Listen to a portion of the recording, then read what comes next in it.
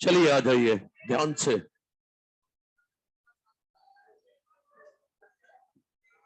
बिल्कुल होता है, एलएचसी में भी क्लोरोफिल ए होता है, जैसे 430, 680 और 700 क्लोरोफिल ए छोड़कर बाकी क्लोरोफिल ए एलएचसी में ही होंगे। अच्छा, केल्विन साइकिल अच्छे से पढ़ी सभी ने? ठीक ठाक चली साइकिल? पंक्चर तो नहीं कर दी?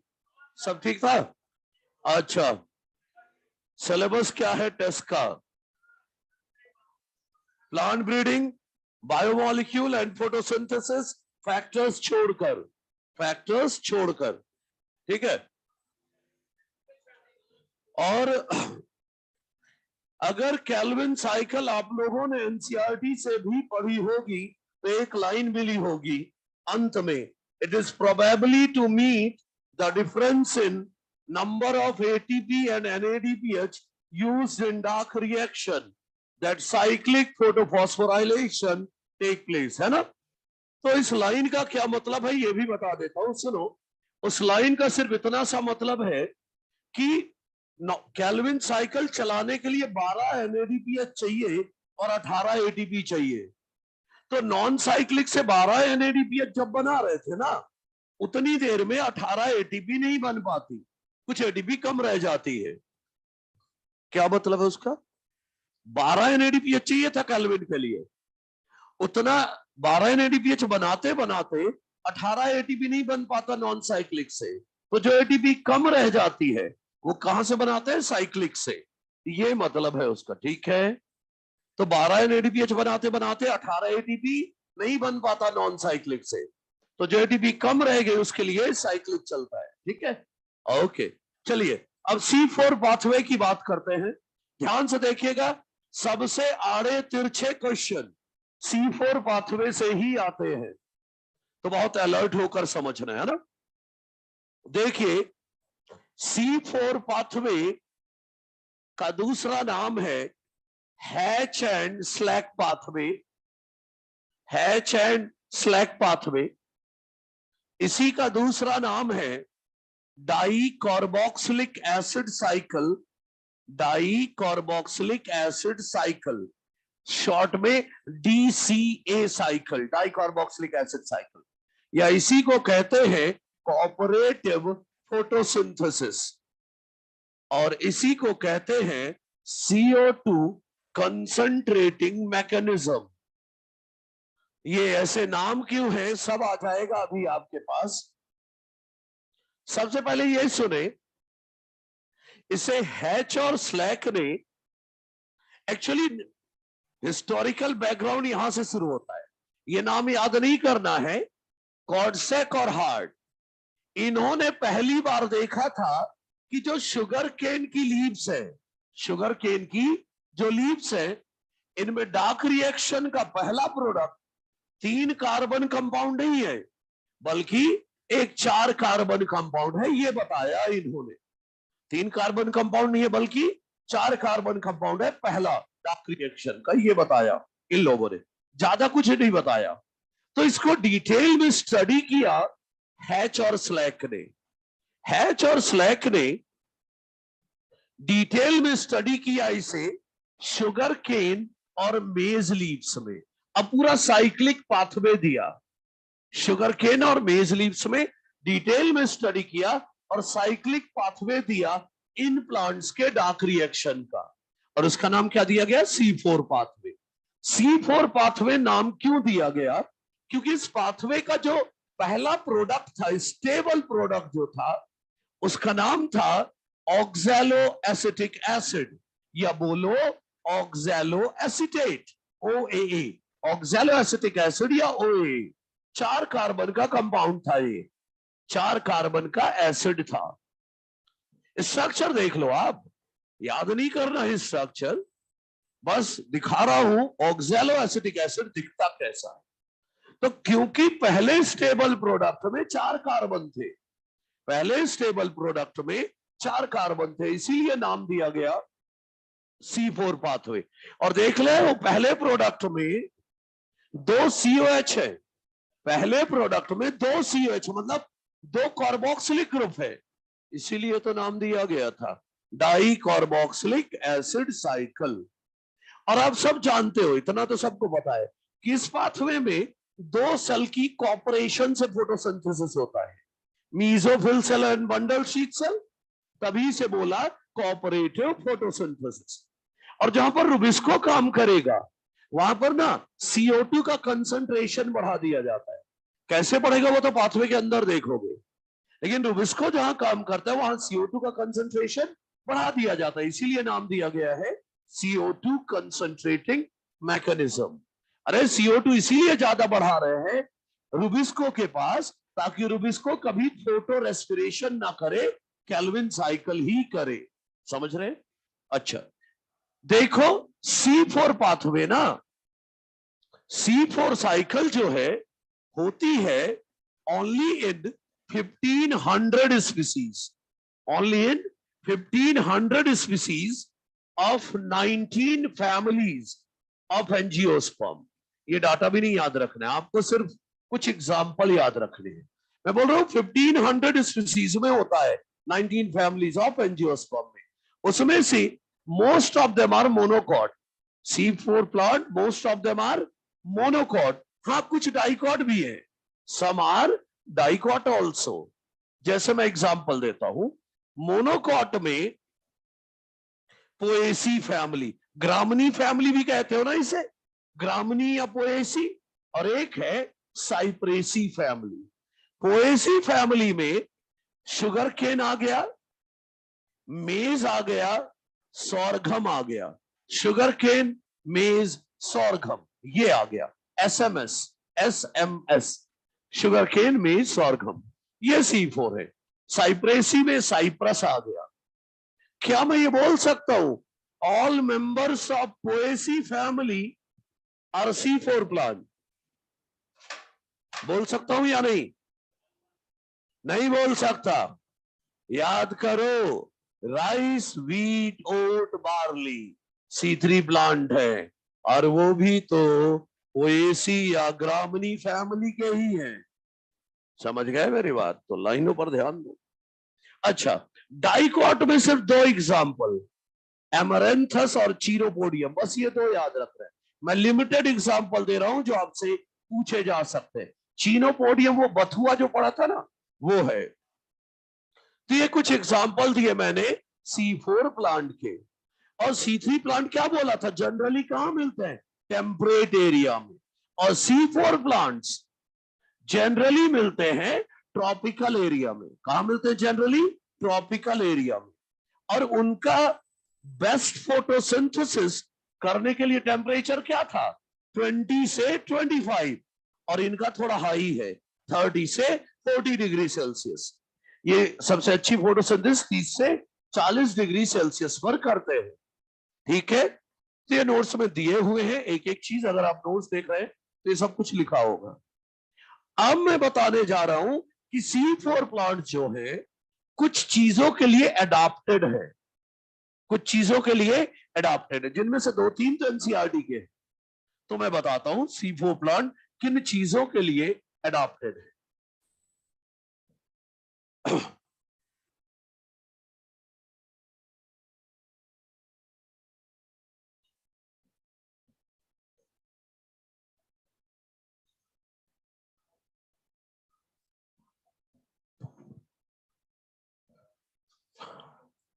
देखो, जो C4 प्लांट्स हैं ये अडॉप्टेड है। अरे ट्रॉपिकल एरिया में पाए जाते हैं ना, तो वहां तो हॉट एंड ड्राई क्लाइमेट होगा। C4 प्लांट्स अडॉप्टेड है फॉर किस किस चीज के लिए? Hot and dry climate. Hot and dry climate में भी फोटोसिंथेसिस कर लेते हैं। पानी कम मिले तो भी फोटोसिंथेसिस कर लेते हैं। लो वाटर अवेलेबिलिटी, हाई सैलिनिटी, मिट्टी में सॉल्ट ज्यादा है तो भी फोटोसिंथेसिस कर लेते हैं। हाई टेम्परेचर मिल जाए तो भी अच्छी फोटोसिंथेसिस कर लेते हैं। देखो ना C3 20 से 25 पर सबसे अच्छी फोटोसिंथेसिस करते हैं, ये 30 से 40 पर हाई टेम्परेचर पर भी अच्छी फोटोसिंथेसिस करते हैं। पता है क्यों? क्योंकि इनके पास दो एंजाइम ऐसी है, इनके पास दो एंजाइम ऐसी है जो हाई टेम्परेचर पर अच्छे से काम करती है, कौन कौन सी है? हाँ, PEPcase and PPDK. As PEPcase and PPDK, बताऊंगा क्या PPDK enzyme, they work more efficiently at high temperature. High temperature पर भी एंजाइम अच्छा काम कर लेती है। एट हाई टेम्परेचर पर ये दोनों एंजाइम अच्छा काम करती है, इसीलिए हाई टेम्परेचर के लिए अडॉप्टेड है। और अरे ने CO2 कम मिले ना तो भी कोई तकलीफ नहीं। एटमॉस्फेयर में अगर CO2 कम हो जाए तो भी ज्यादा दिक्कत नहीं। क्यों? क्योंकि इनके पास एक खास एंजाइम है, पेप्केज, जिसके पास CO2 के लिए एफिनिटी रुबिस्को से भी ज्यादा है। मतलब एटमॉस्फेयर में CO2 कम भी है ना, तो एटमॉस्फेयर से खींच लेंगे CO2। मतलब एटमॉस्फेयर से CO2 की आखिरी बूंद तक खींच के दे देंगे प्लांट को, इतनी ज्यादा एफिनिटी है CO2 के लिए। तो क्या बोल रहा हूं, एटमॉस्फेयर पे अगर CO2 कम भी हो गया तो इन्हें ज्यादा दिक्कत नहीं आएगी। क्यों? क्योंकि PEPcase enzyme has higher affinity for CO2, has higher affinity for CO2 even more than what? Rubisco. Rubisco से भी ज्यादा एफिनिटी है। और पता है ट्रॉपिकल एरिया में तो लाइट भी ज्यादा मिलती है, तो हाई लाइट इंटेंसिटी के लिए भी ये अडॉप्टेड है। हाई लाइट इंटेंसिटी के लिए भी ये अडॉप्टेड है। अब हाई लाइट इंटेंसिटी से कैसे बच लेते हैं? देखो जरा बताता हूं, हाई लाइट इंटेंसिटी से कैसे बच लेते हैं। तो सुने, इनमें ना सेल ऐसे अरेंज होती है, देखना तो ये वैस्कुलर बंडल है, जाइलम फ्लोएम, ठीक है, और सेल ऐसे अरेंज होती है। ये एक रिंग है सेल की, ठीक, ये दूसरी रिंग है सेल की। इस अरेंजमेंट ऑफ सेल को क्या बोले? Concentric arrangement. अरे एक रिंग के अंदर दूसरे, दूसरे के अंदर तीसरे, तीसरे, ये क्या है? Concentric arrangement. High light intensity से कैसे बच लेती है ये? Due to concentric arrangement of cell. Sir कैसे? सुनो तो, इन सेल को ना, सोचो अगर ऐसा होता, यहां से कट करो, यहां से, हाँ, इसको फ्लैट कर दो, सेल को खोल के सीधा करो, तो क्या हो जाएगा? देखो तो सेल ऐसे ज्यादा एरिया में, एक तो लाइट बहुत आ रही है, लाइट बहुत आ रही है, लाइट इंटेंसिटी आई है, बहुत ज्यादा लाइट रेज आ रही है, और सोचो इतने एरिया में सेल फैली हो तो पूरे एरिया में लाइट पड़ेगी तो क्लोरोफिल ऑक्सीडाइज हो सकता है, इसीलिए ये ऐसे अरेंज है। इससे क्या फायदा होगा? लाइट आ रही, देखना, ये लाइट रे पड़ी, ये लाइट रे पड़ी, ये लाइट रे पड़ी, और बाकी जो लाइट रे आ रही है वैसे डेविएट हो गई, तो लिमिटेड लाइट रेज पड़ेंगी ना सेल पर। लाइट भले ही ज्यादा आ रही है लेकिन सेल्स पर लिमिटेड लाइट पड़ रही है, तो बच गया ना हाई लाइट इंटेंसिटी से। मतलब बताए क्या बोलता हूं, क्या रीजन है हाई लाइट पर भी ज्यादा दिक्कत इन्हें नहीं है? क्यों? Because concentric arrangement of cell, concentric arrangement of cell reduce surface area for incident light. Incident light कम सरफेस एरिया पर पड़ेगा, बाकी लाइट इधर उधर डेविएट हो जाएंगी। समझ गए? सोचो ऐसे होता तो ढेर सारी लाइट ना पड़ती। तो देखो, हाई लाइट इंटेंसिटी के लिए इसलिए अडॉप्टेड है as concentric arrangement of cells, as concentric arrangement of cells reduce surface area for incident light, reduce surface area for incident light. कोई समस्या तो नहीं है? तो इन चीजों के लिए ये अडॉप्टेड है, और इनमें से पता है ये एनसीईआरटी से है, ठीक है, ओके। तो किन चीजों के लिए अडॉप्टेड है ये हो गया। अब एक खास बात बताना है, अब वो क्या है? आप सब जानते हैं C4 प्लांट्स में क्या होता है? क्रेंज एनाटॉमी ऑफ लीव्स। और बोलूं, जिस प्लांट में ये दिख जाए क्रेंज एनाटॉमी, वो C4 प्लांट है। तो क्रेंच एनाटॉमी को बोलूं, unique character of C4 plant, unique character of C4 plant है ये, unique character of C4 plants. सही है। और क्या बताऊं?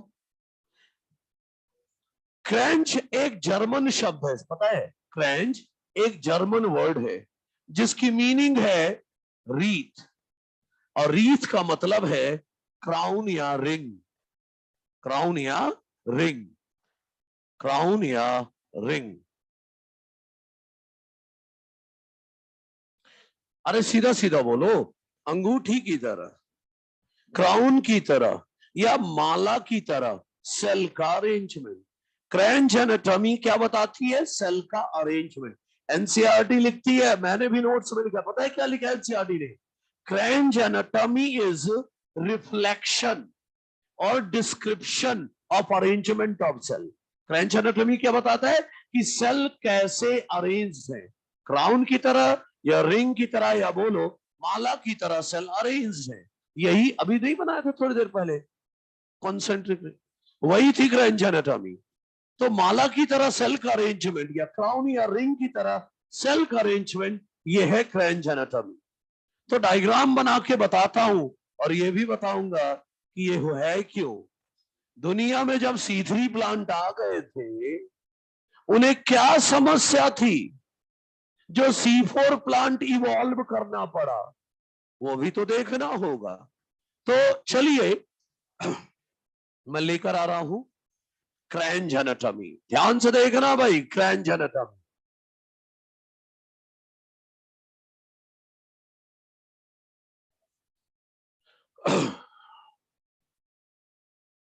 क्रेंच एनाटॉमी ऑफ लीव्स। अच्छा, आगे पत्ती में दिखाता हूं आपको। हाँ, ये रही ली, ये रही ली,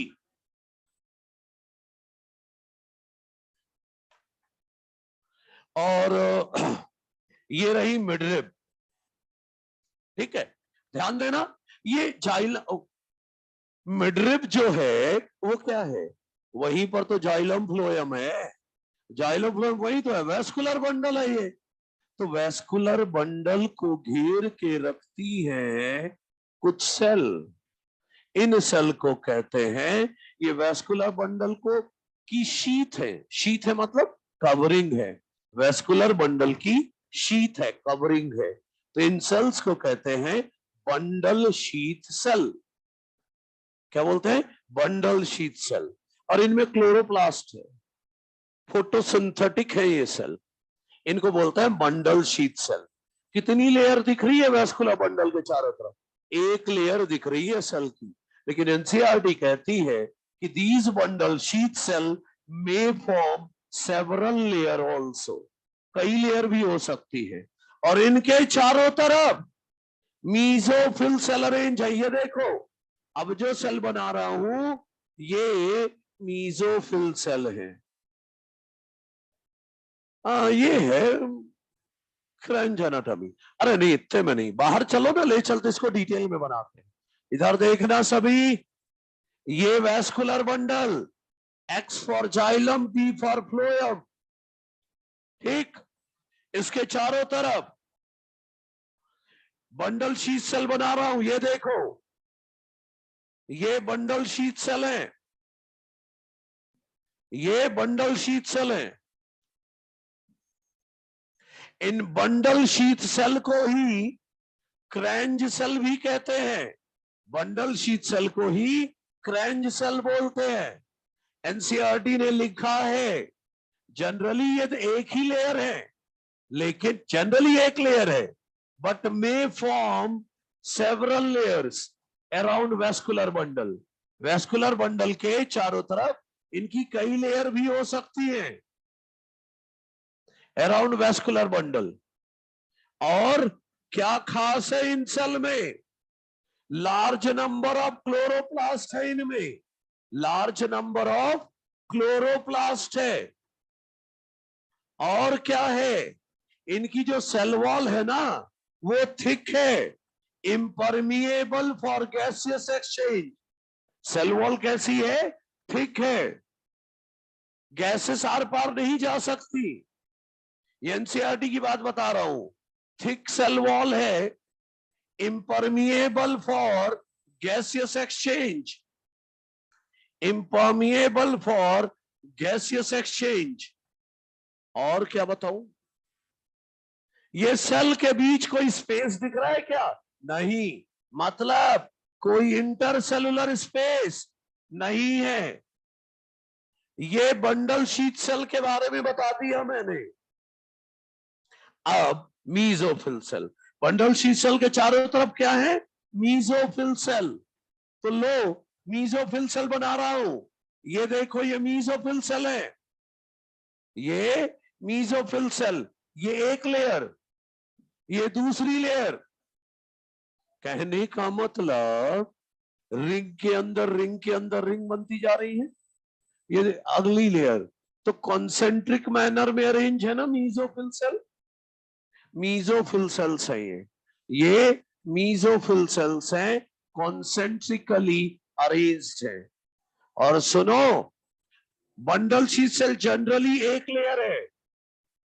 अगर एक से ज्यादा लेयर होती तो वो भी तो कॉन्सेंट्रिक अरेंज हो सकती थी, लेकिन अभी तो मीजोफिल सेल की कई लेयर बना दी मैंने, कॉन्सेंट्रिक मैनर में अरेंज कर दिया। और एक खास बात और याद है आपको? क्या एनाटॉमी में पढ़ते हो कि मीजोफिल सेल दो तरह की होती हैं? कौन सी? पैलिसेड और स्पॉन्जी पैरेन्काइमा। C4 प्लांट की जो मीजोफिल सेल है, दे आर अनडिफरेंशिएटेड। मतलब वो मीजोफिल सेल C4 प्लांट की दो तरह की नहीं होती, पैलिसेड स्पंजी में डिवाइडेड नहीं होती।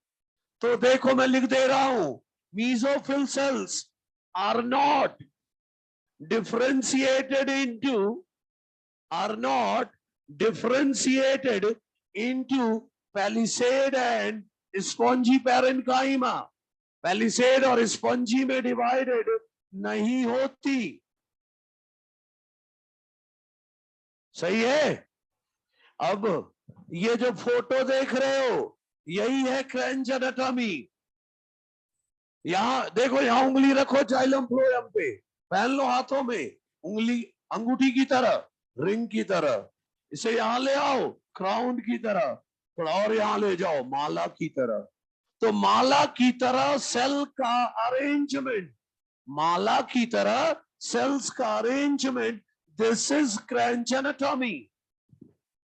ठीक है, ओके, ये क्रेंच एनाटॉमी है। अब बात आती है, अरे दो तरह की सेल है, तो क्लोरोप्लास्ट भी दो तरह का है। दो तरह की सेल है तो दो तरह का क्लोरोप्लास्ट भी है।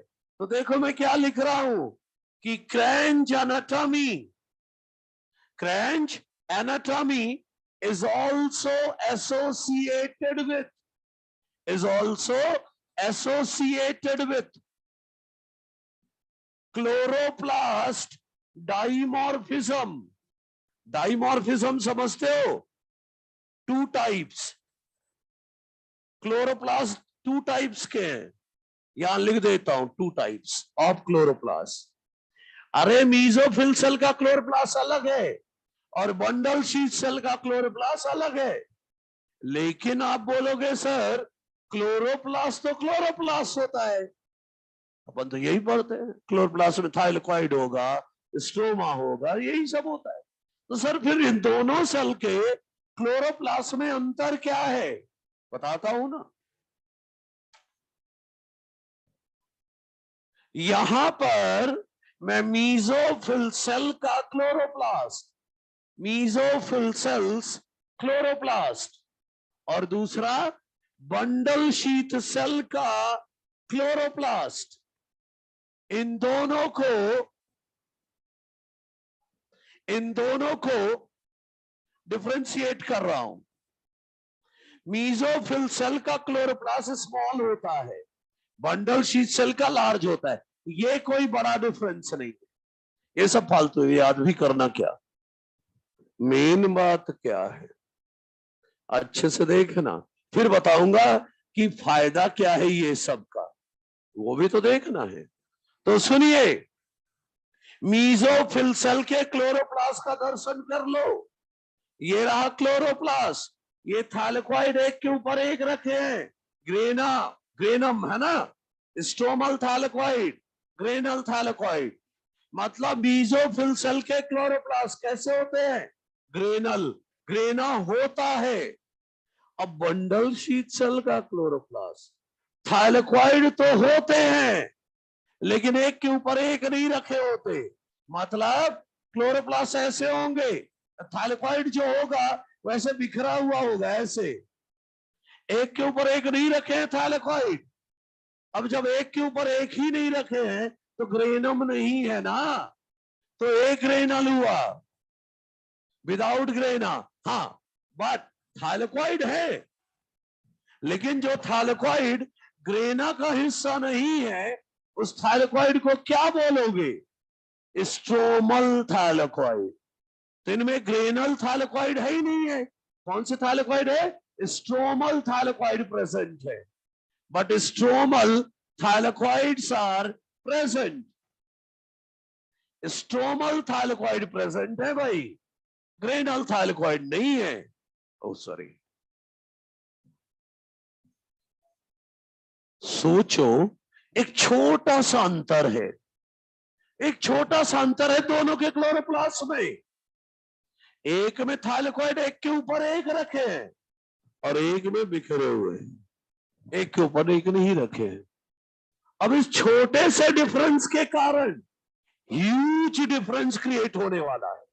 क्या, देखो ना, जब यहां ग्रेनुल थैलेक्वाइड है तो छिपा हुआ सरफेस भी है और एक्सपोज सरफेस भी है। छिपे हुए सरफेस पर PS2 होगा और एक्सपोज सरफेस पर PS1 होगा, मतलब PS12 दोनों होगा। वहां छिपा हुआ सरफेस ही नहीं है तो PS2 नहीं होगा, केवल PS1 होगा। समझ रहे हो? तो मीजोफिल सेल के क्लोरोप्लास्ट में PS1 PS2 दोनों प्रेजेंट होंगे, लेकिन इधर केवल PS1 प्रेजेंट होगा। सर तो क्या हो गया? अरे बहुत बड़ी बात हो गई, इधर PS1 PS2 दोनों है, इसका मतलब जेट स्कीम होगी, फोटोलाइसिस ऑफ वाटर होगा। क्या कह रहा हूं, भेजे में जा रही है बात? ऑक्सीजन का एवोल्यूशन होगा और उधर ना जेट स्कीम होगा, ना पानी टूटेगा, ना O2 निकलेगा, डज नॉट अकर। और बहुत सारे डिफरेंस, इधर साइक्लिक और नॉन साइक्लिक ETS दोनों होगा, साइक्लिक और नॉन साइक्लिक ETS दोनों होगा। इधर तो केवल PS1 है तो केवल साइक्लिक होगा। समझ रहे हैं? अब इधर साइक्लिक नॉन साइक्लिक दोनों होगा, इसका मतलब ATP और NADPH दोनों बनेंगे, ATP और NADPH दोनों बनेंगे, लेकिन इधर केवल ATP बनेगा साइक्लिक से, है कि नहीं? और क्या, देखो कुछ ना कुछ अगर कहीं ज्यादा है तो कुछ ना कुछ कम भी होगा। इधर देखना, इसका क्लोरोप्लास्ट सब कुछ है, लेकिन इसके स्ट्रोमा में रुबिस्को नहीं है। इसके स्ट्रोमा में C4 प्लांट के मीजोफिल सेल के क्लोरोप्लास्ट स्ट्रोमा में रुबिस्को नहीं है। रुबिस्को नहीं है तो केल्विन साइकिल नहीं होगा। तो बोलूं stroma less develop, stroma less develop क्यों बोल रहा हूं, क्योंकि रुबिस्को नहीं है, केल्विन साइकिल नहीं होगा। और उसके स्ट्रोमा में रुबिस्को है, केल्विन साइकिल होगा, उसका स्ट्रोमा मोर डेवलप। बात समझ में आ रही है? देखते रहना, क्या बोल रहा हूं, Rubisco and Calvin cycle absent होगा। रुबिस्को और केल्विन साइकिल एब्सेंट होगा, इधर प्रेजेंट होगा। इधर स्ट्रोमा लेस डेवलप्ड, क्यों? क्योंकि रुबिस्को केल्विन साइकिल नहीं है। और इधर स्ट्रोमा मोर डेवलप्ड, क्योंकि केल्विन साइकिल और रुबिस्को है। इतने सारे डिफरेंस हो गए। क्या मैं ये बोल सकता हूं कि बिना ग्रेना का क्लोरोप्लास्ट कहीं दिख गया तो पक्का वो C4 प्लांट है? तो यूनिक कैरेक्टर हुआ या नहीं? बोलू, एग्रेनल क्लोरोप्लास्ट। क्या? एग्रेनल क्लोरोप्लास्ट, बिना ग्रेना वाला chloroplast. One of the unique character है, one of the unique character है C4 प्लांट का। One of the unique character of C4 plants. कोई समस्या तो नहीं है? एक और सुनो, एक बार नीट में क्वेश्चन आया था कि C4 प्लांट फोटोसिंथेटिकली ज्यादा एफिशिएंट क्यों है? पता आंसर क्या गया था? कि इनके पास क्लोरोप्लास्ट ज्यादा होता है देन C3। अरे C3 प्लांट के पास तो सिर्फ मीजोफिल सेल थी क्लोरोप्लास्ट वाली, इनके पास मीजोफिल सेल है क्लोरोप्लास्ट वाला, और बंडल शीथ सेल है। और बंडल शीथ सेल में तो कुल मिलाकर इनमें क्लोरोप्लास्ट ज्यादा हुए ना, as compare to C3 plants. तो C4 plants have more chloroplast than C3 plant. इनमें क्लोरोप्लास्ट ज्यादा है देन C3 प्लांट्स। ठीक है? और क्या बताऊं कि ये सब झमेला हो क्यों रहा है? C3 को क्या तकलीफ थी जो C4 में इवॉल्व होने, C4 प्लांट इवॉल्व हुए, सब बताऊंगा। लेकिन उसके पहले मुझे दो एंजाइम की तारीफ करनी है। कौन सी? पेप्केज एंजाइम और PPDK एंजाइम। इन दोनों एंजाइम की आगे मैं तारीफ कर लूं, इसके बाद बात करूंगा फायदा क्या है। मैं इस डायग्राम को अभी नहीं हटाऊंगा क्योंकि क्यों सब हो रहा है वो भी तो देखना पड़ेगा। ठीक है भाई? अगर देखा हो नोट्स को तो ये सब लिखा हुआ है नोट्स में, मिला क्या है ना सब? ठीक है। ये साफ सुथरा कहां से आ गया? अच्छा, अलग से लिया है क्या?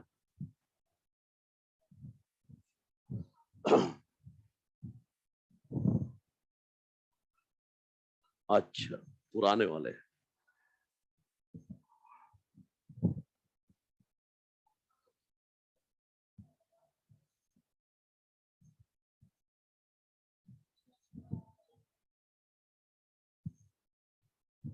ओके,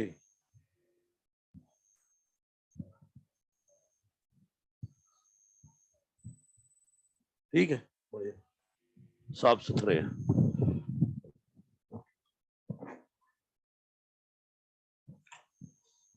तो चलो मैं बताता हूं पेप्केज और PPDK एंजाइम की तारीफ कर देता हूं, है ना? ओके, हाँ, क्या थिक है ना? थिक सेल वॉल है इसलिए। हाँ, ऑक्सीजन CO2 नहीं जाना चाहिए आस पास, फायदा होगा उसका, देखेंगे क्या फायदा। अरे खिंच गई फोटो तेरी।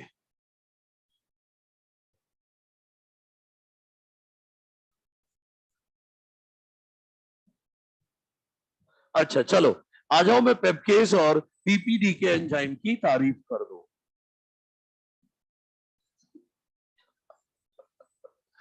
ठीक है, आ जाओ।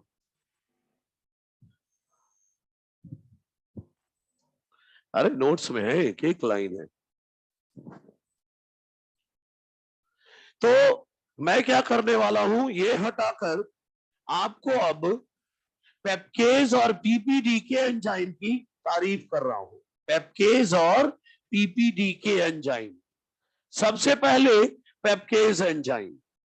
देखिए पेप्केज एंजाइम के बारे में, ये जो पेप्केज एंजाइम है ना, इसका पूरा नाम देखो, phosphoenol pyruvate carboxylase, phosphoenol pyruvate carboxylase. इसके नाम में देख रहे हो, इसमें ऑक्सीजनेज एक्टिविटी नहीं है, ये O2 से रिएक्शन नहीं कराएगा, केवल CO2 से कराएगा। क्या बोलूं, it has only carboxylase activity, केवल कार्बोक्सिलेज एक्टिविटी है।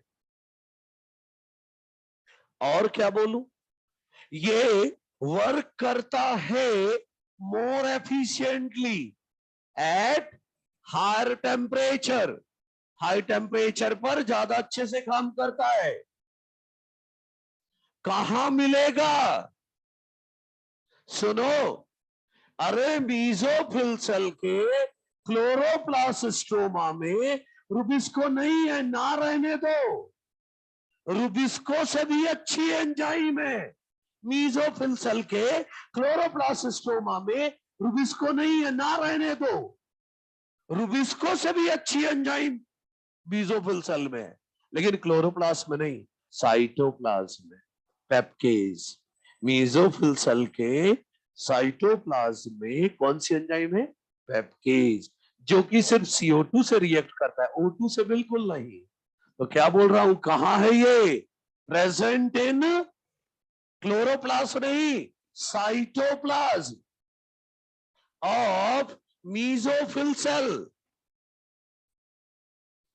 ठीक है, और बताया था ना, it has greater affinity for CO2, greater affinity for CO2 than rubisco. ये पेप्केज की तारीफ हो गई। अब PPDK की तारीफ, इसका पूरा नाम है पायरुवेट फॉस्फेट डाइकाइनेज, पायरुवेट फॉस्फेट डाइकाइनेज। और बताए ये एंजाइम क्या करती है, ATP को तोड़ती है AMP में। किसमें तोड़ती है, ATP को। नॉर्मल एंजाइम किसमें तोड़ती है ATP को, ADP में, लेकिन ये AMP में तोड़ता है। क्या है मामला सब बताता हूं, लेकिन पहले सुनो, ये जो PPDK एंजाइम है ना, ये C4 प्लांट और कैम प्लांट दोनों में मिलेगा, C4 प्लांट में भी मिलेगा और कैम प्लांट में भी मिलेगा। और पता ही एंजाइम कैसी है, लो टेम्परेचर सेंसिटिव। क्या है, लो टेम्परेचर सेंसिटिव है, C4 और कैम दोनों में मिलेगा। लो टेम्परेचर सेंसिटिव का क्या मतलब निकालते हो आप,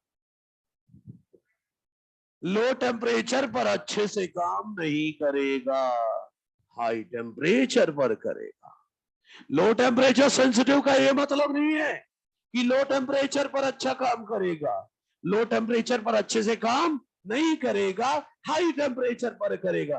तभी तो C4 और कैम प्लांट दोनों अच्छी फोटोसिंथेसिस हाई टेम्परेचर पर करते हैं। अरे भाई, ये दोनों मिलेंगे C4 और कैम प्लांट में, और ये दोनों अच्छा काम कब करेंगे, हाई टेम्परेचर पर। इसीलिए C4 और CAM plant better photosynthesis perform करेंगे at high temperature.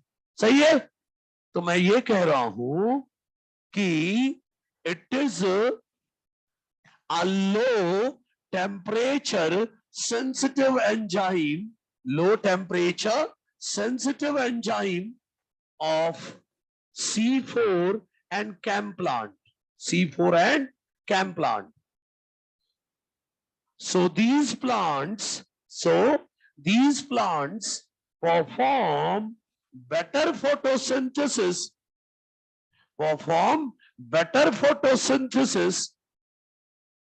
at high temperature.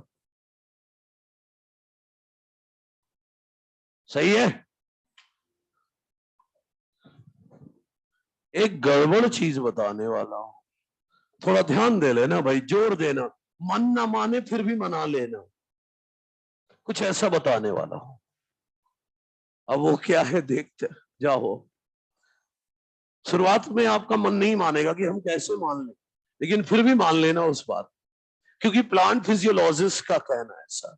क्या कहना है, सुनो इधर, सभी ध्यान देना, ये पीपीडीके की बात चल रही है। एटीपी को 3 बार लिख रहा हूं, एडेनोसिन ट्राइफॉस्फेट, ठीक है, और एडेनोसिन ट्राइफॉस्फेट। ये आपने गौर किया, 2 बॉन्ड को मैंने थोड़ा अलग साइन से दिखाया है ना? एक्चुअली वो एनर्जी रिच बॉन्ड है, एनर्जी रिच बॉन्ड को है दोनों, इसीलिए इनको अलग साइन से दिखा रहे हैं। 3 बार एटीपी लिख लिया मैंने। हाँ, ये पीपीडीके क्या करता है, एटीपी को तोड़ता है एएमपी प्लस पीपीआई। कौन सा बॉन्ड टूटा, बोलू ये वाला? अरे भाई, एएमपी एडेनोसिन मोनोफॉस्फेट और पीपीआई, याद है ना पीपीआई क्या है?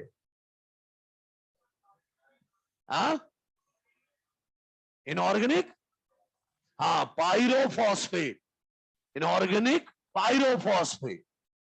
अच्छा, अब इस एंजाइम का नाम पता है, डाइकाइनेज क्यों है? क्योंकि ये 2 बार बॉन्ड तोड़ेगा, एक बार ये बॉन्ड तोड़ दिया, अब पीपीआई को तोड़ेगा पीआई प्लस पीआई में।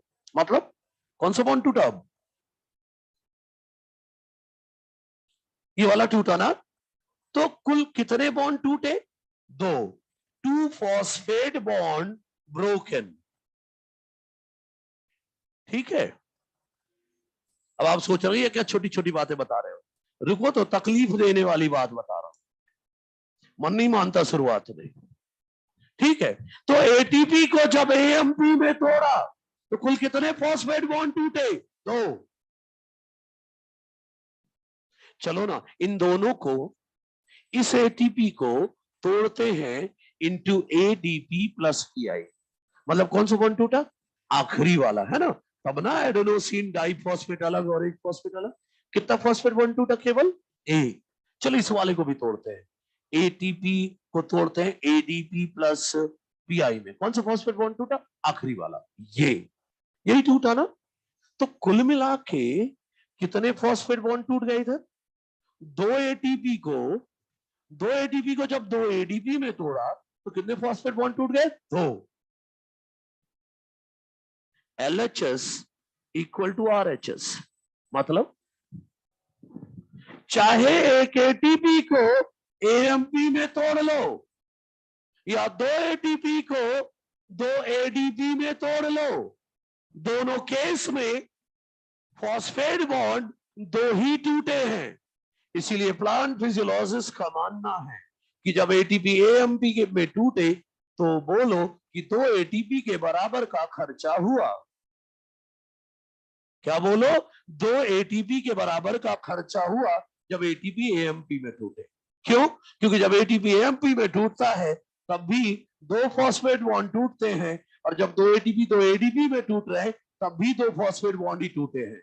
इसलिए प्लांट फिजियोलॉजिस्ट का मानना है कि अगर एटीपी एएमपी में टूटे तो बोलो 2 एटीपी के बराबर का खर्चा हुआ। मन तो नहीं मान रहा है लेकिन मानना पड़ता है, ठीक है। तो एक्चुअली आगे पाथवे में एक स्टेप आएगा जहां पर एटीपी एएमपी में टूटेगा, और जब एटीपी एएमपी में टूटेगा तो मैं काउंट करूंगा कि 2 एटीपी के बराबर का खर्चा हुआ। अब मानते हैं तो मानते हैं, मानो, और क्या। क्या बोला था, मन नहीं मान रहा, लेकिन मानना पड़ेगा, क्योंकि जब बजट गिनेंगे ना खर्चा, तो 2 एटीपी काउंट करेंगे इसको जब एक एटीपी एमपी में टूटे। पीपीडी के जब एटीपी को एमपी में तोड़ेगा, कहीं पर अगर दिखा मुझे कहीं पर पाथवे में, तो मैं बोलूंगा 2 एटीपी के बराबर का खर्चा हुआ। क्यों? क्योंकि चाहे 2 एटीपी को 2 एडीपी में तोड़ लो या एटीपी को एमपी में तोड़ दो, फॉस्फेट बॉन्ड तो 2 ही टूट रहे हैं। तो ये और ये इक्विवेलेंट हुए या नहीं? LHS is equal to RHS, prove तो कर रहा हूं। तो एटीपी एमपी में टूटे तो कितना मानोगे, 2 एटीपी के बराबर का खर्चा हुआ।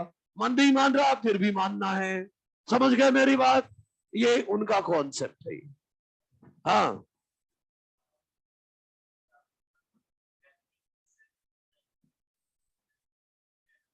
नहीं नहीं, वो तो काइनेज तोड़ेगा ना, एंजाइम तोड़ेगा। ठीक है। हाँ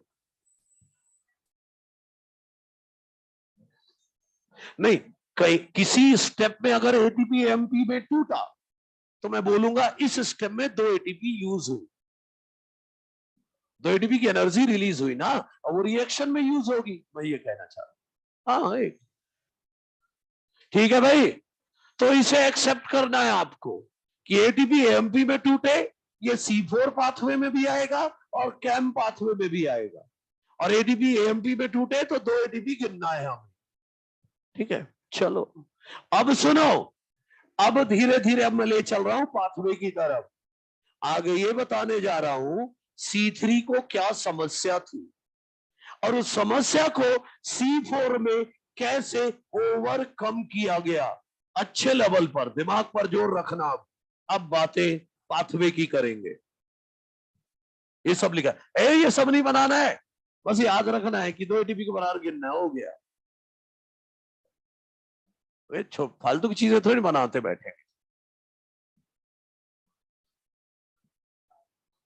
हाँ तो क्या बताया ना, याद रखना, 1 एटीपी एमपी में टूटे 2 एटीपी के बराबर का खर्चा गिनना है बस।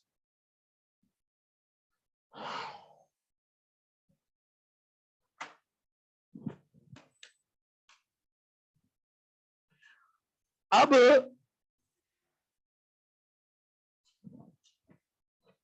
आंखें और दिमाग खुला और ध्यान इधर इधर देखो भाई, C3 प्लांट को क्या समस्या थी आगे वो देखो। C3 प्लांट में एक ही टाइप की सेल थी, that is mesophyll cell. C3 plant में एक ही टाइप की सेल थी। चलो यहां पर बना देता हूं, C3 प्लांट में एक ही टाइप की सेल थी, mesophyll cell. C3 plant cell एक ही टाइप की थी, तो क्लोरोप्लास्ट भी एक ही टाइप का था। इसी क्लोरोप्लास्ट में ग्रेनल थाइलेकॉइड था, स्ट्रोमल थाइलेकॉइड था। ठीक है, ध्यान देते रहना, अब ज्ञान बट रहा है यहां पर। मतलब PS1 भी था, PS2 भी था, PS1 भी था, PS2 भी था। पानी टूट रहा था, ऑक्सीजन निकल रहा था, और इसी क्लोरोप्लास्ट के स्ट्रोमा में रुबिस्को एंजाइम। मतलब एक ही चैम्बर पर सब कुछ हो रहा है, एक ही चैम्बर पर सब कुछ हो रहा है C3 में। तो जब जब धूप ज्यादा होगी, लाइट इंटेंसिटी ज्यादा होगी, लाइट रिएक्शन का रेट बढ़ जाएगा, और लाइट रिएक्शन का रेट अगर बढ़ गया तो पानी ज्यादा टूटेगा, ऑक्सीजन ज्यादा निकलेगा। ऑक्सीजन कहां ज्यादा हो जाएगा? At working place of rubisco. कहां ज्यादा हो गया oxygen? At working place of rubisco. तो रुबिस्को केल्विन साइकिल छोड़कर, ये समस्या है। समझे मेरी बात? जब जब लाइट इंटेंसिटी ज्यादा होगी, लाइट रिएक्शन का रेट बढ़ेगा, पानी ज्यादा टूटेगा, ऑक्सीजन ज्यादा निकलेगा। कहां? जहां रुबिस्को काम कर रहा है। तो रुबिस्को के पास ऑक्सीजन ज्यादा हो जाएगा, तो केल्विन साइकिल की जगह यूजलेस पाथवे चला देगा, फोटो रेस्पिरेशन। इसको ओवरकम करने के लिए C4 प्लांट इवॉल्व हुए। ये लोग एक ही CO2 को 2 बार फिक्स करते हैं, एक ही CO2 को 2 बार फिक्स करते हैं। पहली बार पेप्केज करेगा, दूसरी बार रुबिस्को करेगा। कैसे ओवरकम किया C4 में दिखा रहा हूं, सुनो। और देखो, मीजोफिल सेल के साइटोप्लाज्म में क्या है? पेप्केज है ना। तो सुनो, मीजोफिल सेल एटमॉस्फेयर से लेगा CO2। ऑनलाइन वालों ध्यान देना, मैं अलग से भी लिखूंगा, plus primary CO2 acceptor PEP। Mesophyll cell के साइटोप्लाज्म में प्राइमरी CO2 एक्सेप्टर है PEP, और CO2 एटमॉस्फेयर से लिया। अब पेप्केज काम करेगा मीजोफिल सेल के साइटोप्लाज्म में और क्या बना देगा, oxalo acetic acid mesophyll cell के साइटोप्लाज्म में। फिर ऑक्सैलो एसिटेट से बनेगा मैलिक एसिड या मैलेट। तो मीजोफिल सेल में क्या बन गया, मैलिक एसिड या मैलेट। CO2 कहां है गया, मैलिक एसिड के अंदर है, मैलिक एसिड का पार्ट है ना CO2। अब ये पहला राउंड, ये पेप्केज है ना, पेप्केज काम कर रहा है, पेप्केज काम कर रहा है। अब एटमॉस्फेयर से CO2 लेकर, देखो इधर जिन्हें नहीं दिख रहा है ऑनलाइन वालों को इधर दिखा रहा हूं, चिंता ना करो। पहला CO2 फिक्सेशन कहां हो रहा है, साइटोप्लाज्म ऑफ मीजोफिल सेल में, in cytoplasm of mesophyll cell में, C4 प्लांट। अच्छा, प्राइमरी CO2 एक्सेप्टर कौन है, 3 कार्बन का compound phosphoenol pyruvate, phosphoenol pyruvate plus CO2, 4 carbon का कंपाउंड बना ऑक्सैलो एसिटेट या ऑक्सैलो एसिटिक एसिड OAA, और फिर बना लिया जाएगा मैलिक एसिड या मैलेट, 4 कार्बन का acid, oxalo acetic acid 4 carbon का एसिड, फिर मैलिक एसिड बना लिया गया 4 कार्बन का एसिड। इतना हो जाएगा मीजोफिल सेल में। और आपने गौर किया मीजोफिल सेल में PS1 PS2 दोनों है, PS1 है, PS2 है, पानी टूटेगा, ऑक्सीजन निकलेगा, रुबिस्को नहीं है, बल्कि एक ऐसी एंजाइम है CO2 लेने के लिए जिसका O2 से कोई लेना देना नहीं। मीजोफिल सेल में चाहे ऑक्सीजन की बाढ़ आ जाए कोई फर्क नहीं पड़ता, पेप्केज तो CO2 ही लेगा, क्योंकि उसके पास सिर्फ कार्बोक्सिलेज एक्टिविटी है। समझे, इतना हो गया। अब ये मैलिक एसिड जो बना ये जाएगा बंडल शीथ सेल में, बंडल शीथ सेल में, वहां कौन है, रुबिस्को, वो ले लेगा। मैलिक एसिड यहां जाएगा और CO2 छोड़ देगा, और CO2 जो छोड़ेगा मैलिक एसिड उसे रुबिस्को ले लेगा और चला देगा केल्विन साइकिल। तो सेकंड फिक्सेशन कहां हो रहा है, एक ही CO2 का 2 बार फिक्सेशन। सेकंड CO2 फिक्सेशन होगा in chloroplast stroma of bundle sheath cell, सही है ना, बंडल शीथ सेल के क्लोरोप्लास्ट स्ट्रोमा में होगा। CO2 कौन लेगा, CO2 एक्सेप्टर होगा RUBP, 5 carbon compound plus CO2, Rubisco enzyme काम करेगा और बनाएगा 2 मॉलिक्यूल 3PGA 3 कार्बन कंपाउंड और चल पड़ेगी केल्विन साइकिल। और याद करो बंडल शीथ सेल जहां रुबिस्को काम कर रहा है वहां PS1 है, PS2 नहीं है, पानी नहीं टूटेगा, ऑक्सीजन नहीं निकलेगा, वहां रुबिस्को काम करेगा। देखा आपने, जहां रुबिस्को काम कर रहा है वहां ऑक्सीजन नहीं निकलेगा, मतलब रुबिस्को के पास कभी भी ऑक्सीजन ज्यादा नहीं होगा। उल्टा पेप्केज एक फास्ट एक्टिंग एंजाइम है, पेप्केज फास्ट एक्टिंग एंजाइम है, रुबिस्को स्लो। तो पेप्केज तो CO2 मैलेट के फॉर्म में भेजे जा रहे हैं बंडल शीथ सेल में, मैलेट के फॉर्म में CO2 पहुंचता जा रहा है, अब पेप्केज जल्दी जल्दी CO2 भेज रहा है और इसको धीरे धीरे यूज कर रहा है। मैलिक एसिड के फॉर्म में CO2 पेप्केज जल्दी जल्दी भेज रहा है, लेकिन रुबिस्को धीरे धीरे यूज कर रहे हैं। तो रुबिस्को के पास हमेशा CO2 ही ज्यादा रहेगा, रुबिस्को के पास CO2 ज्यादा रहेगा तो रुबिस्को हमेशा क्या चलाएगा, केल्विन साइकिल। यही तो मकसद था कि रुबिस्को क्या करे, फोटो रेस्पिरेशन ना करे। तो देख लो जहां रुबिस्को को काम करना है वहां ऑक्सीजन निकल ही नहीं रहा।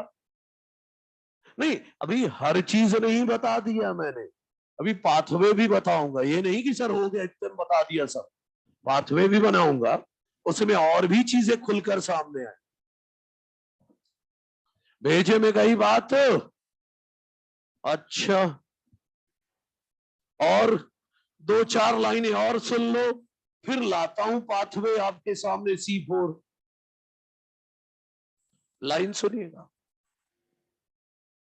C4 plants are photosynthetically more efficient or they show greater productivity of biomass. C4 plant photosynthetically ज्यादा एफिशिएंट है, वो फूड ज्यादा बनाते हैं। क्यों? क्योंकि C4 प्लांट में फोटो रेस्पिरेशन नहीं होता। अरे क्यों नहीं होता? दो कारण है। पहला, oxygen is not release at working place of Rubisco, right. और दूसरी वजह, मीजोफिल सेल से ढेर सारा CO2 पंप किया जा रहा है बंडल शीट सेल में, ताकि रुबिस्को के पास क्या ज्यादा रहे? CO2। और रुबिस्को के पास CO2 ज्यादा है तो रुबिस्को तो केल्विन साइकिल ही करेगा, है कि नहीं? तो मैंने नोट्स में लिखा है ये लाइन, पता है क्या लिखा है? कि C4 plants are photosynthetically more efficient और they show greater productivity of biomass, मतलब फूड ज्यादा बनाते हैं। क्यों? क्योंकि they do not show photorespiration. Why they do not show photorespiration? Two reason. First, oxygen is not release at working place of rubisco. Second thing, high concentration of CO2 is pumped around Rubisco from mesophyll cell. Malic acid के form में CO2 आ रहा है ना, ठीक। दो line NCERT की और बोलना चाह रहा हूं, सुनिएगा। C4 plants are twice as efficient as C3 plant in terms of fixing carbon या मेकिंग शुगर। फूड बनाने के मामले में, फोटोसिंथेसिस करने के मामले में C4 प्लांट डबल एफिशिएंट है देन C3 प्लांट। कोई दिक्कत तो नहीं? एक और line, same amount of CO2 fix करने के लिए, क्या? Same amount of CO2 fix करने के लिए C4 plant half amount of water lose करते हैं बाय ट्रांसपिरेशन। क्या बोल रहा हूं? C4 plant lose only half amount of water as compare to C3 plant for fixation of same amount of CO2। ऐसे नहीं समझ में आएगा, एग्जाम्पल देके समझाता हूं। एक एग्जाम्पल देखो मेरा, मैं एक एग्जाम्पल, फुल्ली एग्जाम्पल ले रहा हूं। मान लो 100 ग्राम CO2 फिक्स करना है, मान लो C3 प्लांट को इतना CO2 फिक्स करने में 4 घंटे लगते हैं, क्योंकि C3 प्लांट में तो सिर्फ रुबिस्को है, तो उसे 4 घंटे लगते इतना CO2 फिक्स करने।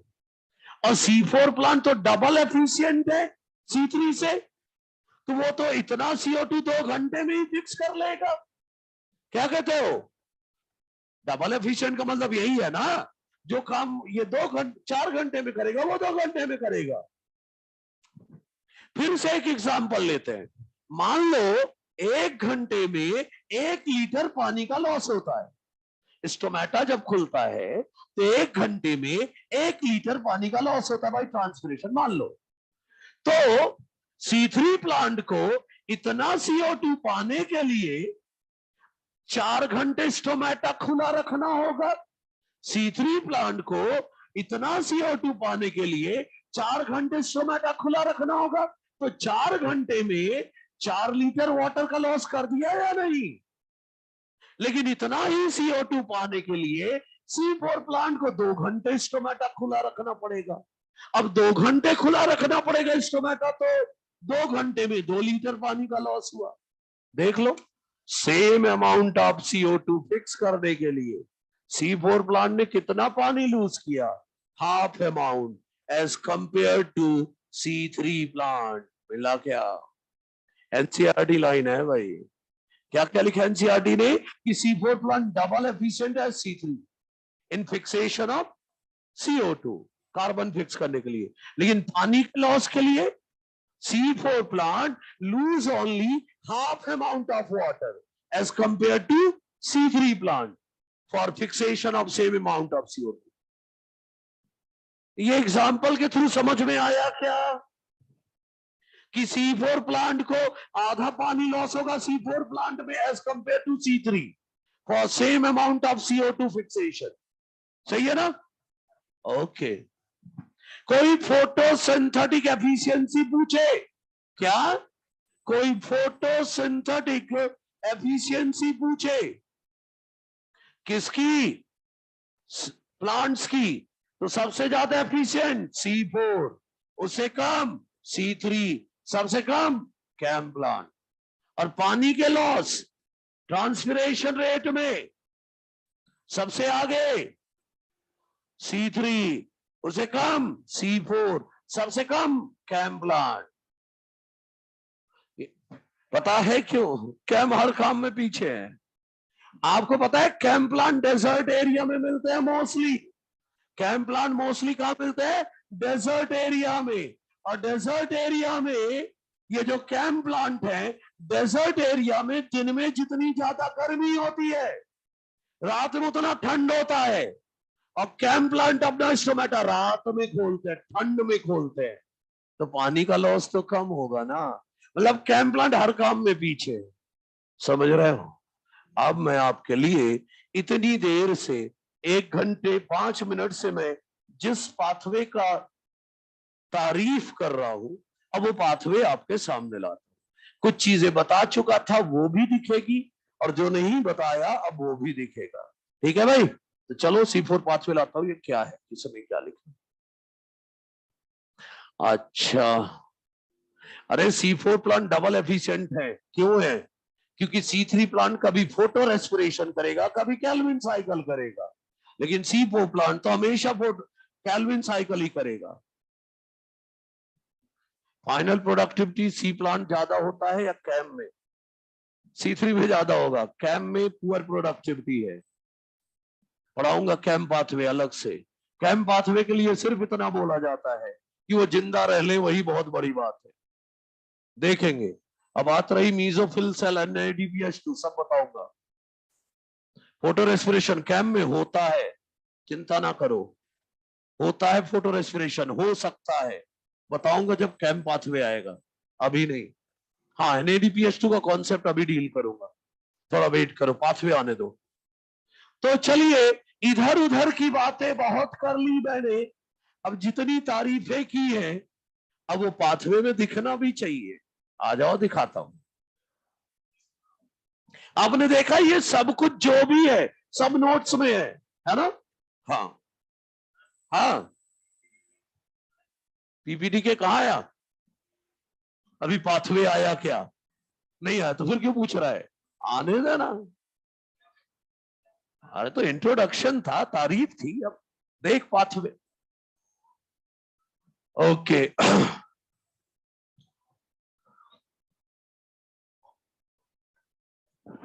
आप ये जान लो कि जितने भी आड़े तिरछे क्वेश्चन होते हैं फोटोसिंथेसिस में मैक्सिमम C4 से आते हैं, इसलिए मैं इतना टाइम लगाता हूं C4 पाथवे में। हाँ, सबसे ज्यादा क्रूशियल होता है। C3 कैम में ज्यादा कुछ कॉन्सेप्ट नहीं होता है, इसमें है। अच्छा सुनो, अब आ जाओ, हिसाब लगा लिया जाए। नहीं नहीं नहीं, कुछ बचाना है, खर्चा पानी लिखना पड़ेगा ना, कितना खर्चा हुआ। अच्छा ठीक है, चलिए आइए। ये मीजोफिल सेल है, ये मीजोफिल सेल है।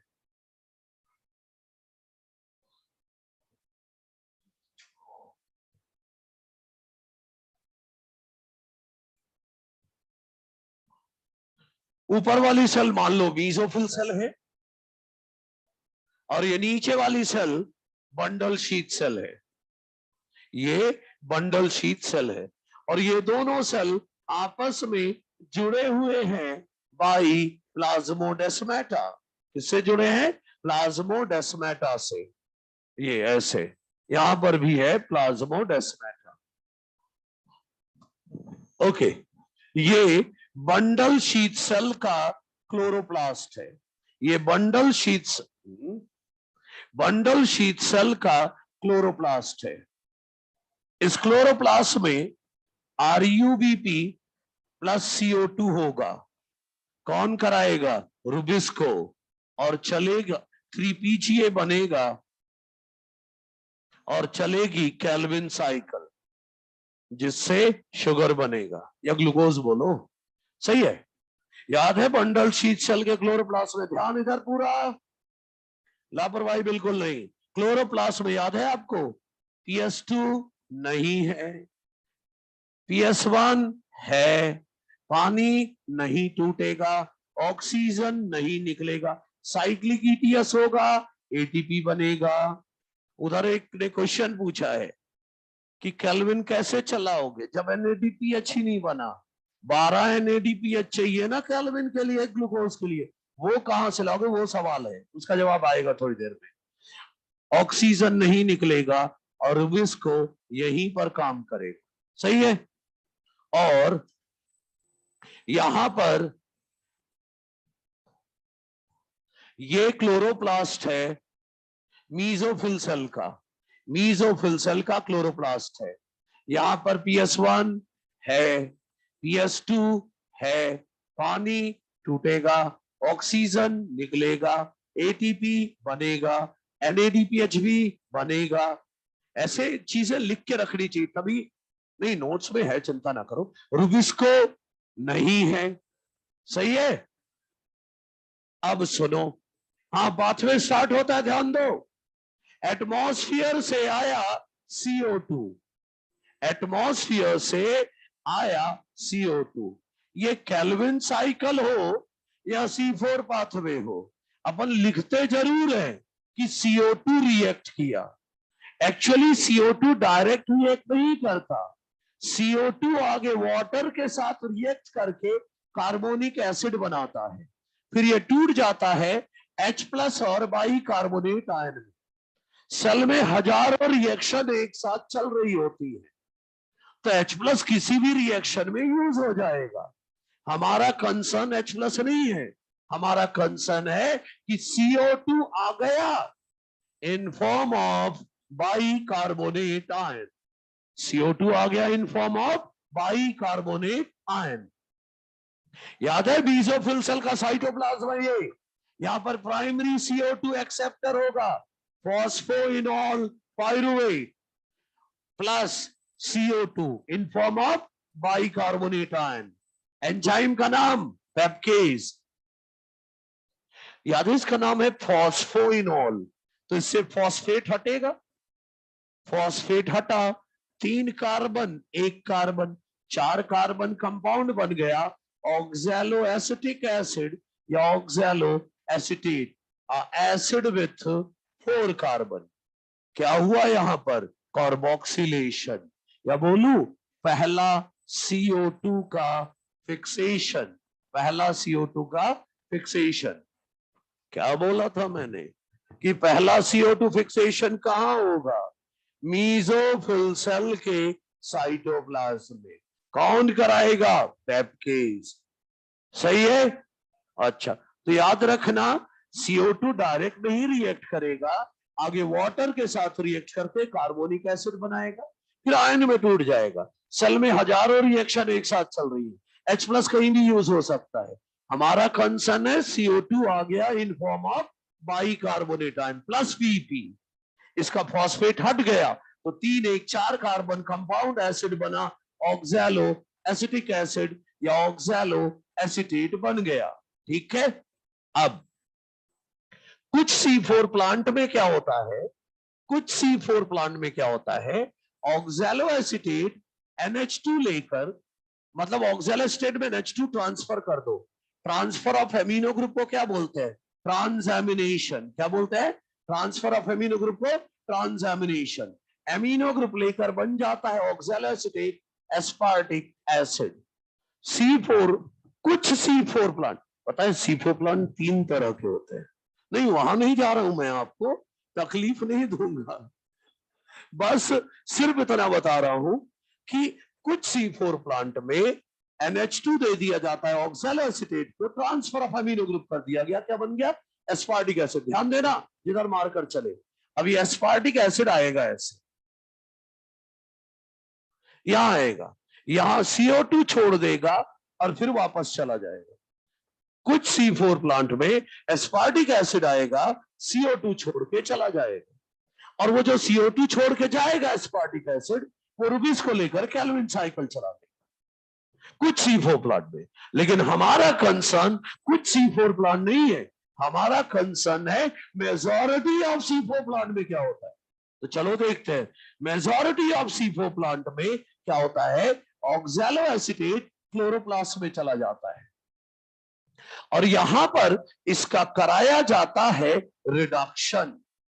अरे इसमें लाइट रिएक्शन NADPH बन रहा है ना, तो लाइट रिएक्शन से बना हुआ NADPH ले लो और उसके 2H निकाल के ऑक्सैलोएसिटेट को दे दो, तो ये वापस NADP+ बन गया, है ना, और 2H पाकर ये रिड्यूस हो गया और बन गया मैलिक एसिड या मैलेट, एक 4 कार्बन का एसिड। क्या बन गया? मैलिक एसिड या मैलेट। मैलेट जो है ज्यादा मोबाइल होता है, ज्यादा मूव करता है एज कंपेयर टू ऑक्सैलोएसिटेट, इसलिए आगे मैलिक एसिड में बदला गया जो ज्यादा तेजी से ट्रांसपोर्ट हो सकता है।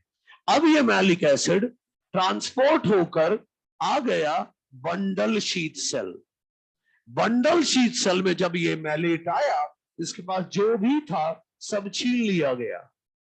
क्या था जो छीन लिया? इसका 2H लेकर आया था, ये 2H लेकर आया, ले लो इससे। तो 2H ले लोगे तो अरे यहां पहले से ही NADP+ है, बंडल शीथ सेल में पहले से NADP+ है, वो इसके दो, ये वाले NADP+ नहीं है, ये अलग से NADP+ है, यहाँ इसका 2H ले लेंगे तो NADP+ के 2H निकाल लोगे तो NADPH.H+ बन गया, और 2H निकल गया मैलिक एसिड से। क्या हो गया मैलिक एसिड का? ऑक्सीडेशन। 2H निकाल लिया, क्या हुआ? ऑक्सीडेशन। अरे चलो एक CO2 भी निकाल लो, क्या हो गया?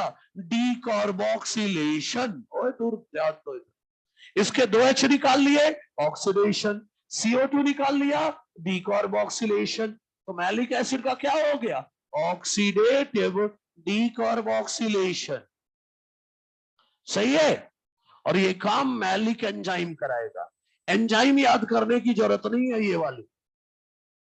जब 4 कार्बन में से एक कार्बन निकाल लिया गया तो 3 कार्बन का एसिड बन गया पायरुविक एसिड या पायरुवेट। क्या बन गया? पायरुविक एसिड या पायरुवेट। 4 में से एक कार्बन कम हो गया ना। अब ये जो CO2 निकला, ये ले लिया रूबिस्को ने और चला लिया केल्विन साइकिल। सही है, तो सेकंड CO2 फिक्सेशन क्या बोला था, कहां होगा? बंडल शीथ सेल के क्लोरोप्लास्ट में रूबिस्को कराएगा। सही है। अब ये जो पायरुवेट है, 3 कार्बन का एसिड, ये ट्रांसपोर्ट होकर वापस भागा, बहुत कुछ खो चुका है अपना, ये वापस भागा यहां पायरुवेट C3 एसिड। पता है ये मैं C4 एसिड C3 एसिड क्यों लिख रहा हूं? क्योंकि NCERT में जो डायग्राम बना है वहां मैक्सिमम चीजों के, मैक्सिमम कंपाउंड्स के नाम नहीं लिखे हैं, सिर्फ लिखा है कि C4 एसिड आया। अब पूछ लिया नीट वालों ने, लेबल करो ये कौन सा एसिड है, तब बोलोगे मैलिक एसिड।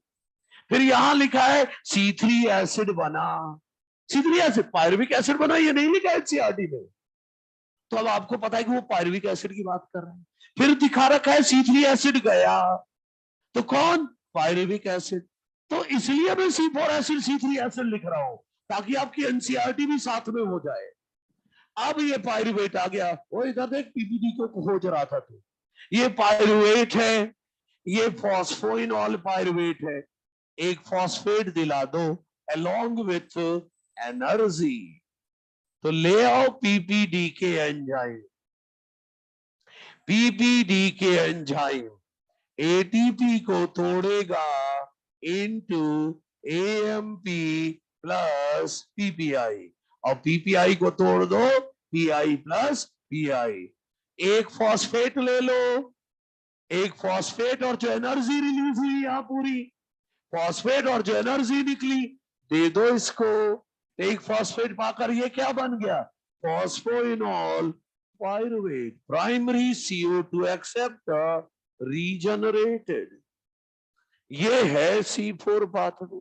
कोई बोले किसे कहते हैं C4 पाथवे, तो सुनो, some additional reaction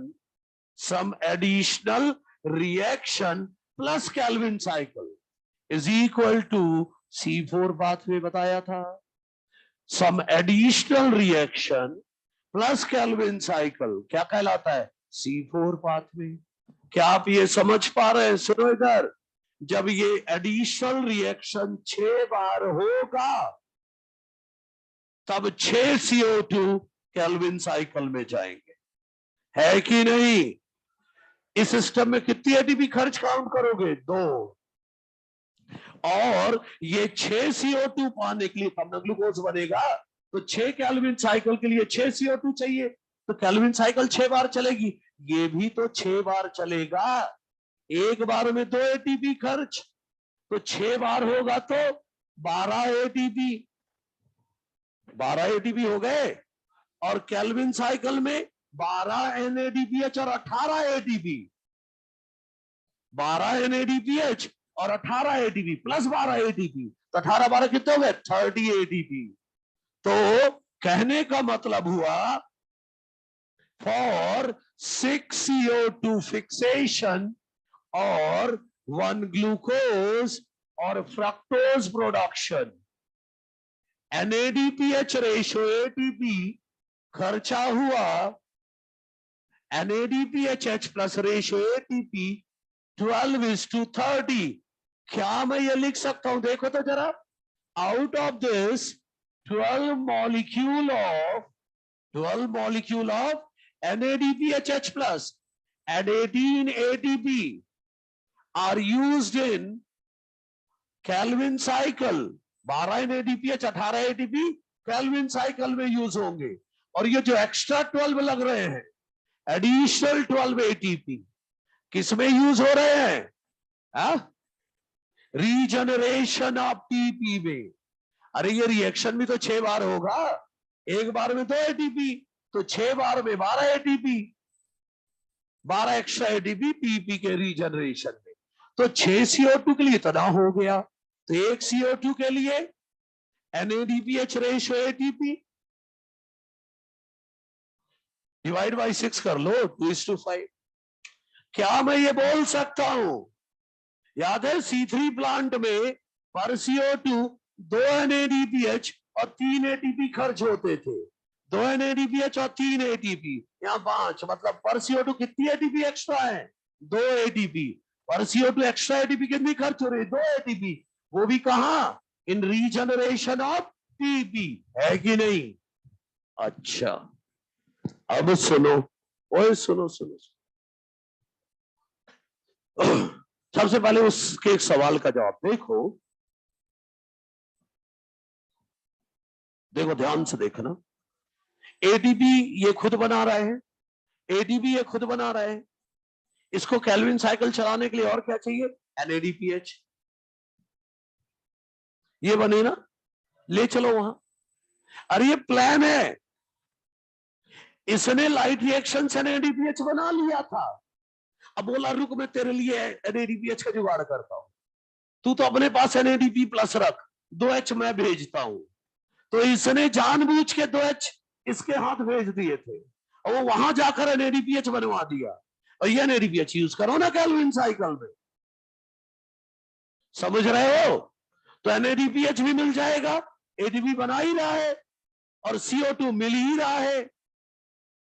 और सुनो, पेप्केज फास्ट एक्टिंग एंजाइम है, वो तेजी से CO2 भिजवा रहा है और रुबिस को धीरे धीरे CO2 फिक्स कर रहा है। समझ रहे हो? मतलब ये समझो आप कि यहां CO2 जल्दी जल्दी आ रहा है, भरे जा रहा है CO2 और ये यूज धीरे धीरे कर रहा है। मतलब बोलू, मैं ऐसे बोलता हूं टेक्निकल टर्म में, there will always be a cloud of CO2 around rubisco. अरे CO2 तेजी से आ रहा है, यूज धीरे धीरे करता है ये, तो रुबिस्को के पास CO2 ही तो ज्यादा रहेगा। सही है। अच्छा, दूसरी बात ध्यान से, कुछ लोगों के दिमाग में नहीं गया ये सवाल, या किसी के गया भी? देखो, नहीं गया किसी को, इधर वालों के पास भी नहीं गया। सर, ऑक्सीजन नहीं निकल रहा है तो फिर सर ये सेल जिंदा कैसे रहेगी? क्योंकि कोई भी लिविंग सेल हो, रेस्पिरेशन तो करेगी ना, तभी तो जिंदा है। तो ऑक्सीजन तो चाहिए जिंदा रहने के लिए, ऑक्सीजन चाहिए जिंदा रहने के लिए। तो सुनो, ऑक्सीजन बना रहा है ना ये, मानता हूं सेल वॉल इम्परमिएबल है गैस के लिए, प्लाज्माडेस्माटा से थोड़ा बहुत ऑक्सीजन आ जाएगा, थोड़ा बहुत ऑक्सीजन जो बना कुछ अपना यूज करेगा, कुछ इधर आ जाएगा, कुछ एटमॉस्फेयर चला जाएगा, तो कुछ ऑक्सीजन तो आएगा। लेकिन प्लाज्माडेस्माटा से थोड़ा बहुत ऑक्सीजन ही तो आएगा। किससे आएगा? डिफ्यूजन से। और आप जानते हैं diffusion is a slow process, तो ऑक्सीजन तो थोड़ा ही सा आएगा। तो रुबिस को ये थोड़ी ना बोलेगा अरे ऑक्सीजन आ गया चलो फोटो रेस्पिरेशन करते। कब करेगा? जब ऑक्सीजन ज्यादा होगा।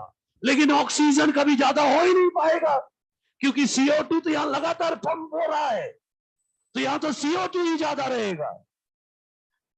ऑक्सीजन आएगा सेल में ये वाले कुछ, कभी तो जिंदा है रेस्पिरेशन करके, लेकिन ऑक्सीजन तो थोड़ी बहुत है और CO2 तेजी से आ रहा है। तो रुबिस्को के पास तो हमेशा CO2 ही रहेगा खूब, तो ये फोटो रेस्पिरेशन ही करेगा, ओ सॉरी कैल्विन साइकिल ही करेगा, फोटो रेस्पिरेशन नहीं करेगा। मतलब सुनो, मीजोफिल सेल क्लोरोप्लास्ट और बंडल शीट क्लोरोप्लास्ट के बीच समझौता हुआ है, एग्रीमेंट।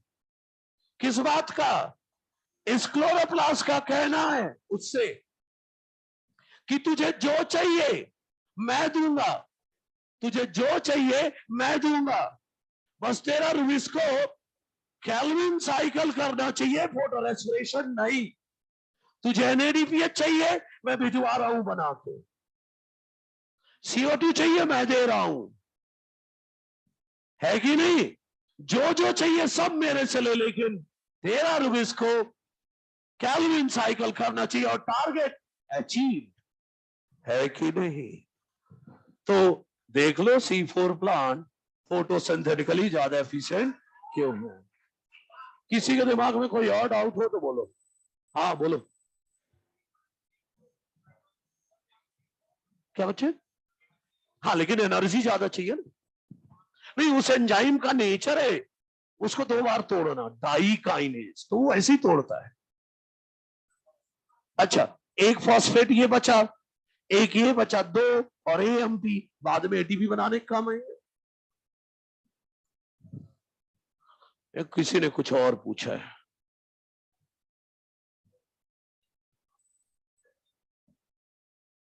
अरे अभी तो समझाया मैंने, ऑक्सीजन आता है लेकिन थोड़ा बहुत आता है। अब ये बोल रहा है एस्पार्टिक एसिड का क्या काम है? अरे भाई, कुछ C4 प्लांट में CO2 देने मैलिक एसिड आता है, मैक्सिमम C4 प्लांट में, और कुछ C4 प्लांट में एस्पार्टिक एसिड CO2 देने आता है, और कुछ नहीं। क्या किसी की इच्छा है क्या कि एस्पार्टिक एसिड आता है तो कैसे होता है, देखना है क्या? नहीं ना, नहीं चाहिए। बस थोड़ा सा बता दिया कि नहीं, मुझे तो तीनों तरह के C4 आते हैं, आपको बस इतना ही चाहिए, क्षमा कर दो। ठीक है भाई, नहीं इसीलिए मैं नहीं बताता, मुझे पता है। तो खर्चा वर्चा सब क्लियर है? और सुनो, जो कैम प्लांट होते हैं, CAM प्लांट होते हैं, उनमें सेम यही होता है, सेम यही होगा, लेकिन एक ही सेल होगी, मीजोफिल सेल, एक ही सेल होगी। इतना हिस्सा रात में होगा और ये हिस्सा दिन में होगा, खत्म। बस यही है कैम पाथवे। नहीं, शॉर्टकट नहीं लगा रहा हूं, पढ़ाऊंगा, लेकिन बता रहा हूं कि कैम प्लान में कॉपी पेस्ट, खर्चा सब कुछ सेम, बस एक ही सेल होगी, मीजोफिल सेल। इतना हिस्सा रात में होगा क्योंकि कैम प्लान का स्टोमेटा रात में खुलेगा, तो ये हिस्सा रात में होगा और ये हिस्सा दिन में होगा। चलो अब अगले ही क्लास में देखेंगे। ठीक है भाई, तो आज के लिए टाटा बाय बाय। अरे भाई, फोटोसिंथेटिकली एफिशिएंट है कौन, क्या नहीं है, मैं बताऊंगा ना यार। ठीक है, कैंप प्लान की भी बात करूंगा, चिंता न करो अगली क्लास में। पर यूनिट क्यों देखना है बच्चा, हमें तो पूरा ओवरऑल प्लान देखना है। ठीक है, देखेंगे क्या मामला है। ओके, ठीक है, अभी तो बाय बाय। अच्छे से संभालो इस साइकिल को।